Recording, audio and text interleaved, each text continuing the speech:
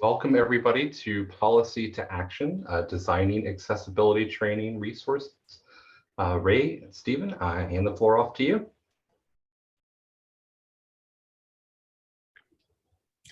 Welcome everyone to this conversation that matters, Policy to Action, Designing Accessibility Training Resources. And we would like to thank you for being with us today.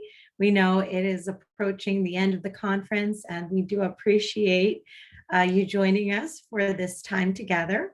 I'd like to introduce you to my colleague, Stephen. As well, I've done several presentations with Quality Matters, and my name is Ray Mancilla. I am the Assistant Director of Online Learning within the School of Health and Rehab Sciences at the University of Pittsburgh. And I've worked on several large-scale developments, and I'm currently overseeing all of our fully online and hybrid programs within our school, including occupational therapy, physical therapy, and the like. And Stephen and I have worked over the past 2 years on a committee focusing on digital accessibility, where this work is coming from. And we're excited to hear more about what you have to say, what's going on at your institutions, and share with you our plan for implementation at the University of Pittsburgh. Just want to pass it over to Stephen to introduce himself. Thank you, Ray. And I would like to reiterate, again, thank you, everyone. I know this is the end of the day, Friday, and I'm really glad you could join us for this session. I hope you find it very informative. I would like to introduce myself. I'm Stephen Butler. I am the Director of Online Programs for Pitt Online, which is a division of the University Center for Teaching and Learning at Pitt.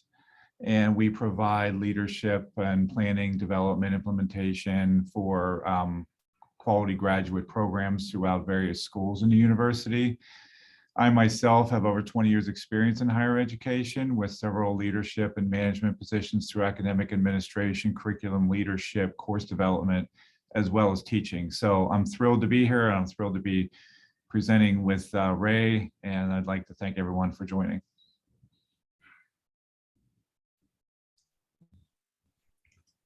And off we go. We would like to hear a little bit about the audience and learn a little bit more about you. It seems that we have 20-some participants, which is a great turnout for a Friday afternoon. We're on East Coast time, so it is toward the end of the day for us and probably for some of you.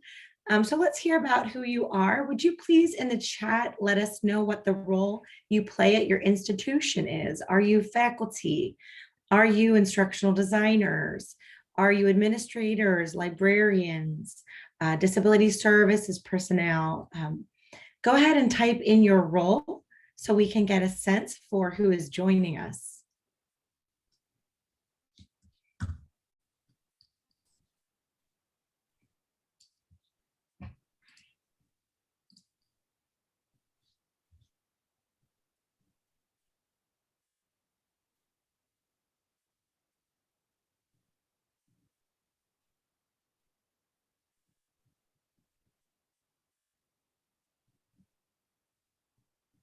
This is excellent. We see a lot of different titles popping up here. It seems we have several instructional designers in the group.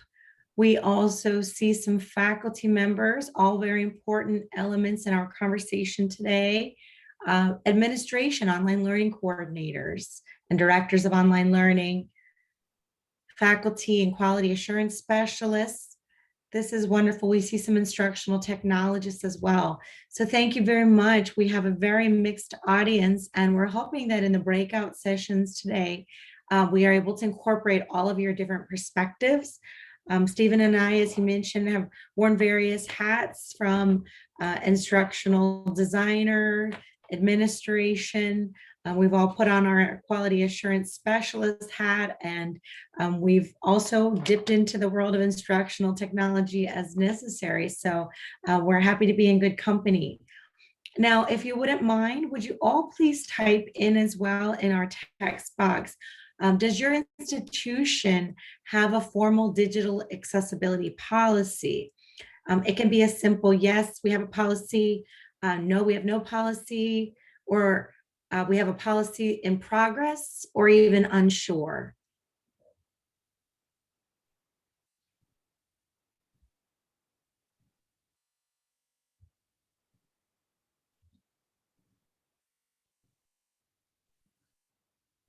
Looks like we have a mix of yes and unsure.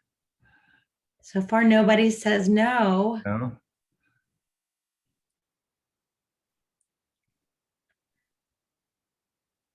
Okay, well, this is encouraging that we have several yeses. What we're going to work toward in our session today is a takeaway that those who have a policy can use, those who don't have a policy yet can use at various stages. So it has not been for very long that the University of Pittsburgh has had a formal accessibility policy in place. So we're going to talk about the case of our institution as we move about. Our goals today would be to help define the steps and infrastructure and resources that you need as an institution to move forward in the world of digital accessibility policy and putting that into practice. So the leap from theory to practice, looking at strategies for performing a gap analysis and how we went about our institution to determine digital accessibility training needs for institutional stakeholders. And I'm going to pass this over to Stephen to continue. Thank you, Ray. We're also going to look at brainstorming potential digital accessibility training topics, formats, and delivery methods for QM member institutions. And we are also going to identify next steps for enacting digital accessibility training across QM member institutions. Hopefully you'll find this all in our session today. We'll examine resources used to provide guidance and training digital accessibility and how we put this all into practice.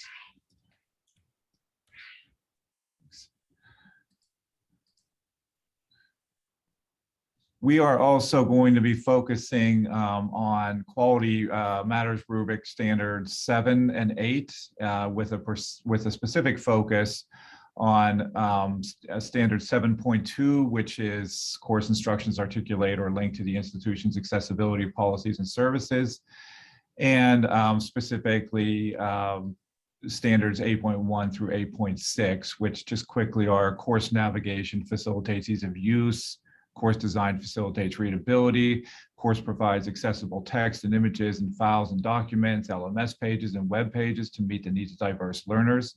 The course will provide alternate means of access to multimedia content and formats that meet the needs of diverse learners.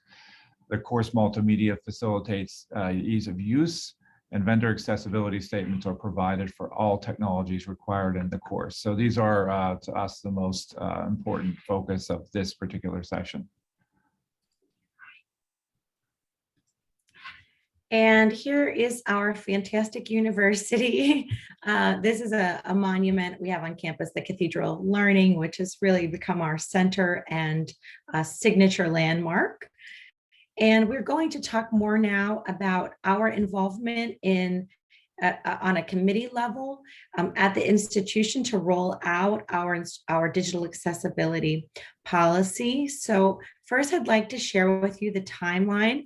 As I mentioned earlier, it has not been for more than a few years that we have had a formal digital accessibility policy. And part of that rollout began when we hired a digital accessibility coordinator. So that specialist at our institution took what was in draft format and really moved it forward through the institutional government and has helped to create momentum on campus for this initiative. So this was back in March of 2020 when our institution officially declared and adopted its policy across the entire infrastructure. And in October, shortly afterward, there were working groups formed, part of a committee that Stephen and I both participated in. And we worked on the mission and the goals for this committee. And we began meeting in December of 2020 regularly. So we began meeting monthly within subgroups, and we'll talk about what was that mission for our subgroup and what came of it.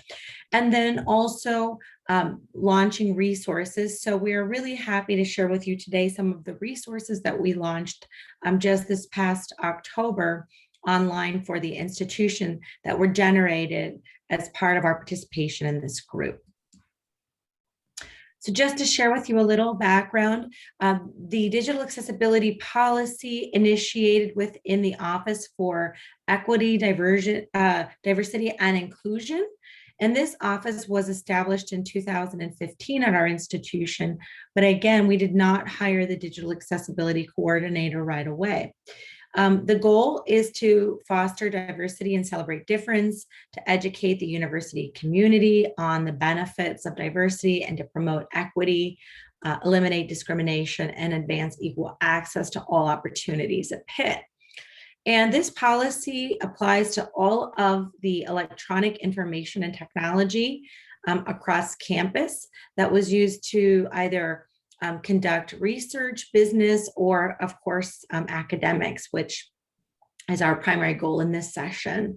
The purpose of the policy was really focused on equitable access to service and content to all university community members, to help establish the standards for accessibility for all electronic information and technology, so EIT, obviously to fall into compliance with the regulation, with the laws that exist, and then to help outline roles and responsibilities for who would be implementing the policy and how we would monitor compliance. And at our institution, we define accessibility is and making something accessible that each person, regardless of ability status, is afforded the opportunity to the same information, to engage in the same interactions, and to enjoy the same services in an equally effective and equally integrated manner with a substantial equivalent of ease of use. So that is how our institution has put guardrails around what is accessible. And it states that we might not have identical ease of use, but substantial equivalence in ease of use. Just to lay out a few key terms that we'll be talking about in electronic information and technology, it's not limited to software, but it also extends to hardware such as computing equipment, classroom technology, databases, learning management systems. It also refers to digital content, including websites, course content, any videos, newsletters, journal articles that are used as a medium for communicating information. Now, our institution defined any new EIT as equipment that was purchased or renewed after our policy's date of our policy's effective date, which was March in 2020. It also tried to break down and categorize fundamental EIT, so that would be any EIT that is significant, that would be used within the normal operation of the university to support either teaching, research, or administrative functions. And then secondary EIT would be any EIT that was acquired, purchased, or renewed before the policy's effective date and is not considered fundamental to learning, to research, or to business operations. And it also laid out a set of standards for the entire institution based on the Americans with Disabilities Act and Section 504 of the Rehabilitation Act of 1973. And it really was based on WCAG standards. It considers level AA to be the necessary level of conformance. So that's important when we look at what is EIT and how is each institution defining EIT. So these are key terms for our work. And just to give you a quick note before we move on to Stephen, who will talk more about our working group. The university did stipulate a timeline for implementation for each type of this EIT. And this timeline was based on the centrality of the technology in terms of when it needed to be brought into compliance. So what's very important here, I feel, is the course content piece, as that's relevant to online learning, hybrid learning. So we see that fundamental EIT needed to be brought into compliance within 2 years. So we're still within that time frame at the University of Pittsburgh. So by March 4th, 2022, we need to have all of our fundamental electronic information technology compliant with digital accessibility mandates. Any new EIT that has been acquired since March 4th, 2020 had to be completely compliant, and it had to completely conform to the guidelines. Fundamental course content, it's a little fluid, as you can see, in compliance as soon as possible, but it has a lifespan of 4 years. So we have the next 4 years to work on making all course content digitally accessible for learners. And in the meantime, in the interim, if there is material that is not digitally accessible, accommodations must be provided in conjunction with the Disability Resources and Services Office at the university. And then secondary technologies would be or not clearly a priority. According to our policy, we have a lot of work to do still, but this material could be made available in an accessible alternative format in a timely manner. So it does not stipulate a specific time frame. So we are still early in the process, about halfway through the 4-year span for fundamental course content. And finally, you might ask, how did we begin this process? We did do a needs assessment with our institution. So each school and unit, so Stephen's unit, my unit, and other units on campus, had to submit a 4-year plan to the Office for Equity, Diversity, and Inclusion. And this plan categorized the current fundamental secondary types of technologies that were already in use, considering course content as one of those types. So each course that was offered in a hybrid or digital format needed to be outlined on this plan. And an implementation timeline negotiated between the units and departments was part of that conversation. Then we would also request university level support for areas where we felt as a unit or a department that we could not meet the level of compliance without additional support. So that might include, for example, budget for captioning. So we were able to make those requests on this initial implementation plan. And then in terms of monitoring, each unit and department is required to submit an annual accessibility report to the Office of Equity, Diversity, and Inclusion. This is more of an internal review and audit for each year to determine if benchmarks were met and which areas need to be fast-tracked. So this has been our process. I do have a copy of the form.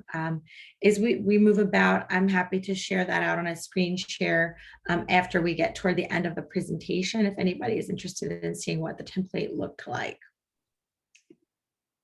And I'll pass this off to Stephen. Thank you, Ray. So I'd like to talk a little bit about the working groups and where we went from here after the implementation plans were developed and submitted. So as you recall, the EIT Accessibility Working Group at Pitt it's an essential component of ensuring compliance with the policy, ensuring full inclusion of people with disabilities. And this working group was comprised of many different facets. And if this is something you're considering at your institution, I would keep it, very diverse as possible. We had university faculty. We had staff from the Center for Teaching and Learning, such as myself. We had staff from the School of Health and Rehab Sciences, as Ray was on the committee. We've had staff from College of Arts and Sciences, Office of Disability Resources, Office of Equity, Diversity, and Inclusion. We also had staff from the IT department, the library system, University Council, University Communications, procurement, and also, as Pitt has a number of satellite campuses, we had representation from those various satellite campuses. So you can see it was a broad range of departments and input and feedback into the working groups and the committee itself. The working groups met on a monthly basis during the academic year with the goal of supporting the work of the digital accessibility coordinator, who was at the head of the committee. to advance the needs of the stakeholders across the university. So these groups may be different at your institution, and the makeup of the groups might be different if you are pursuing something like this, but it's very important to have, again, a diverse group of faculty, staff, disability coordinators, and diversity, equity, and inclusion participation. And you want to ensure you have enough representation to be operationally manageable, but you need to get the work done too. So we had really great groups in our committees. So Ray, if you could advance to the next slide, thanks. So for Pitt, our subgroup was instructional content accessibility in particular, and that consisted of Ray and myself and staff from the Office of Equity, Diversity, and Inclusion, and staff from Disability Resources and Services. And we created a project plan. We chose 3 goals to be divided up over the following months. We discussed and determined how these goals would be assessed and how they would be measured for success. So initially, some of the ideas we discussed in our group were how to educate faculty where to go for information and resources. This was very important. How to help faculty see the larger picture of the benefits of universal design principles. How to help faculty understand that universal design principles are practical and good for everyone, not just those with disabilities. We looked at possibly tying accessibility to user stories and help faculty see beyond the perception of it's an intimidating amount of work. And I think sometimes that perception exists. So we moved on to looking at some motivational strategies that were explored, and these were through the National Center on Disability and Access to Education. And so these are some things you can consider. Provide direct incentive to the accessibility work, those that are doing accessibility work. That could be awards, badges, recognition, as some examples. Make the production of the materials as easy as possible. This was important to us, putting out just-in-time resources, maybe monthly accessibility tips. We talked about even tying accessibility into help desk support. The faculty work towards accessibility and the personal experiences of others. So possibly tying in user stories, hearing stories from those who really rely on accessibility and how it affects them, and tying that back to some of the faculty work that's done. Create a professional culture around those who engage in accessibility work. In other words, set the stage and set the model for others in the university to strive for. Make it important. And if you make it important, have others follow. Counter the fear of failure that we all have at times when we're trying to learn new skills or new procedures or new technology. So it's important to have training at all technical levels. You can create buddy systems, you can train the trainer. But all in all, you want to build an approachable culture of accessibility help. And you could tie accessibility into other factors for faculty, like efficiency, successful outcomes, teaching portfolios, and then help faculty understand that this is something the institution has to do, needs to do, and in the end helps all learners. We even explored the possibility of tying this in with the Provost Award for Diversity in the curriculum as a potential. So we looked at a lot of avenues on how to look at the motivational part of our work as well as what we needed to produce. And our timeline was 12 months. We met monthly. And if you can move on to the next slide, Ray. Our subgroup ended up deciding on what we called an accessibility spotlight series. And this was going to be a series of accessibility topics that we would at least start with. And this was one of our goals over the following year, with an audience of who were primarily faculty that were perhaps new to accessibility or even new to online learning. And our needs assessment, as Ray mentioned in the beginning of the presentation, was guided from the different unit digital accessibility plans that were submitted. It was also guided by data from our Ally pilot, from Site Improve reporting. So we try to look at a lot of data through the committee and with the help of our digital accessibility coordinator to sort of determine where our needs were and do a gap analysis. And we decided to host the Accessibility Spotlight series ultimately on the Teaching Center website, as it was central and common to faculty who were our audience, rather than the Office of Disabilities Resources and Services or the Office of Equity, Diversity, and Inclusion, since this was a teaching aid. And then we would link this out also through access to this out through other departments and resources. So the determination was made to house it centrally in the Teaching Center location. So as part of our next steps, we also would like to conduct more research on the success and adoption of these. This is another goal that we're looking forward to moving on to. And if you can move to the next slide. This slide just illustrates the search function of the Teaching Center website.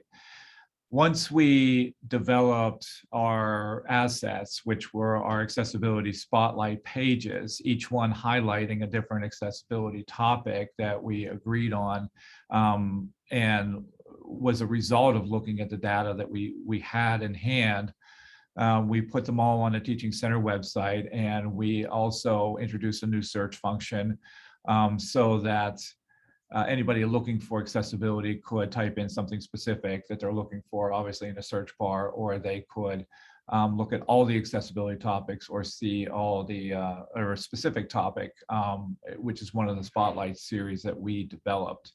And I'll show you one of those next. And so if you move to the next slide, this shows an example of how we set up each page of the accessibility spotlight series. And if we go back to those motivational, the motivational, what we identified as motivational instances, we were trying to really make sure that this is not something that was going to be intimidating or overwhelming right away to faculty, because remember, our audience is faculty that are new to accessibility, new to online teaching. And so we chose topics that we knew we were seeing a lot of need for, and we tried to design these in a way that they were very approachable and palatable to somebody who was new to this. This particular illustration shows requirements for accessible document design, which was one of our topics. Others were captioning and accessible PowerPoint and alternative text. And so we started with a general overview of the topic. That was always our starting point, so that we would give an overview of what the need was, why the need was. And we followed with general principles. And in some cases, we would add an additional glossary if there were terms that needed to be defined, or specific, syntax that needed to be defined, we would include that, and that depended on the topic. Next, we looked at specifically identifying what the minimum compliance requirements were. And these are, as Ray mentioned before, based on Web Content Accessibility Guidelines 2.1 level AA, and showed an example of the topic in practice. Sometimes it showed a good or bad comparison, what to do, what not to do. So the faculty could see that practice, in action. And then finally, we followed up with additional resources, but we're careful not to overwhelm with too many resources. We try to keep the resources consistent and really applicable. One of the items we received from initial feedback, and we are still putting this out for feedback, and that's the point where we are now. We're still gaining feedback on these documents, but one of the initial items we received was to create short video clips to show how to implement these topics in practice on Canvas in particular, which is our LMS at Pitt, and link these back to the Spotlight series, which I thought was a great idea. So currently we're working on that now. That will be in addition to these.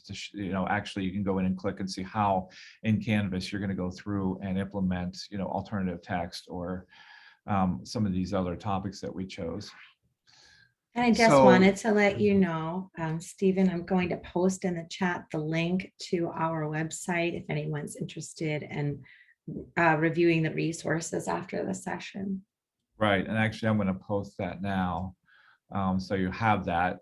But that should give you a good idea of how the working group really came together and looked at the data and looked at the goals that we could achieve as a committee in the time frame that we had. And I think we were very successful in putting out some really great assets for the faculty and accessibility.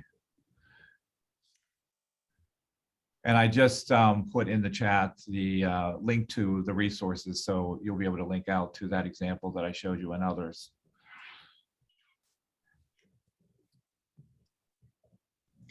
Now we are going to foray into our active discussion. We have 4 breakout rooms set up, and we have a number of prompts. Each breakout group can take a look at either prompt set 1 or prompt set 2 during this time. So let me go ahead and start with prompt 1. Then we will post a message when the groups are going to conclude. And then we will do breakout sessions for prompt 2, post a message when it is going to conclude. And then we're hoping to have some time to debrief together. So let me go ahead and post this first set of prompts. And if our QM facilitator can initiate the breakouts, we're trying to keep them small so you can really work together. Just take a moment to review the prompts we have here. No need to delve into all of them. You might want to take a screenshot of them in case you can't see them in your breakout room. Select the prompt in your group that is most interesting to you, and we will broadcast a message once we are close to closing the breakout room.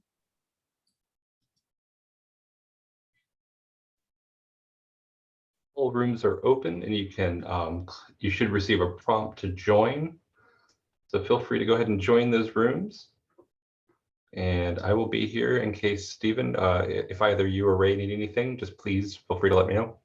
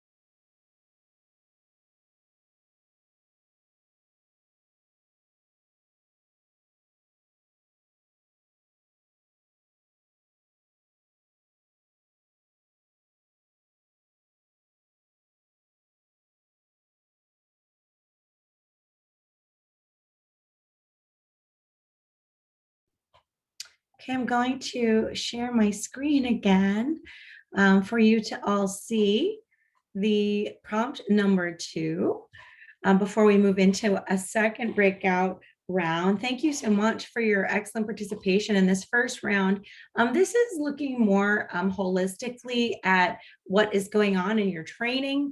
So we're going to join breakout rooms again. If you're able to take a look at what topics are happening, being currently addressed at your training, at your institution, and how it's delivered, how is it formatted, how did you come to those training needs, and looking at what are priority topics to address in the future at your institution, who is going to be responsible for implementing those trainings, have you identified any needs, and what could you do to identify training needs if you haven't already. So I'm going to ask our QM specialists to move our colleagues into the breakout session, and then we will come back together after this breakout to hear from the group. Right. See. There we go. The room should be open.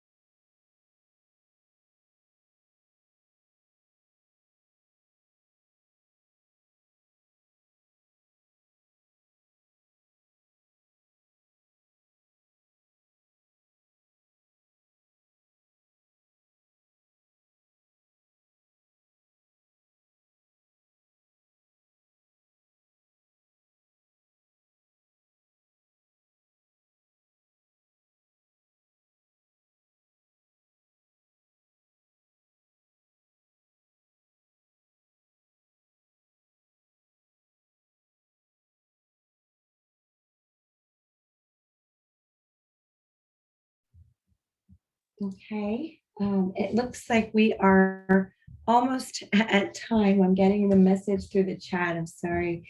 Got a few screens going on here. I would just like to share out, um, if you have not been able to, it was great to work together and talk through these prompts, but we won't have time for a full debrief. Here we have 4 minutes left, but I'd like to encourage you to think about whether you have created a formal plan to implement any of the steps of the topics you were discussing. Maybe you learned something from a colleague today in your discussion about the way that they're approaching training that you could try to implement in your own institution. If you have thought about what might be some of these next steps. And I heard a lot in the breakout sessions, people are at different phases of this process. And we are still I would not say we are experts in digital accessibility at the University of Pittsburgh. We're learning and we're working toward continuous improvement, as many of you are also working toward continuous improvement. So I would encourage you to take some of the ideas from your colleagues that were discussed today. And if anybody would like to post in the chat an idea that they really were excited about, I know that the chat log is going to be available or can be made available if needed. If there's something that you really would like to get to know more about, or if your colleagues were talking about a certain topic in a breakout, to let you see what that is. I would like to share out our contact information for me and Stephen to respect everyone's time. I'm happy to hang around if anybody would be interested. Here's our email addresses at Pitt. And if there is a topic that you got really excited about, I'd love to see what it is in the chat.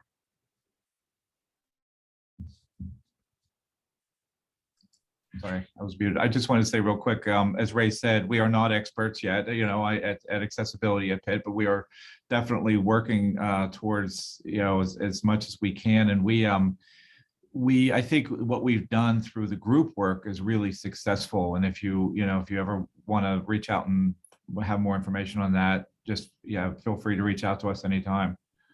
And we did present what our small working group did, and we're still working on additional plans. Our other working groups did have other tasks.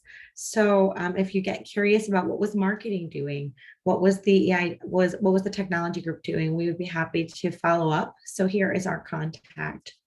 Right.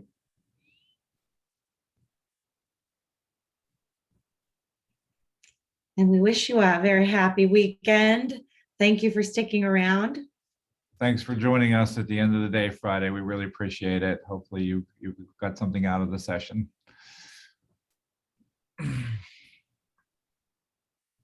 Thank you all so much for attending the session. As you leave, or when we close the Zoom room, there will be a survey in the web browser which you use to open the room. Please feel free to fill that out.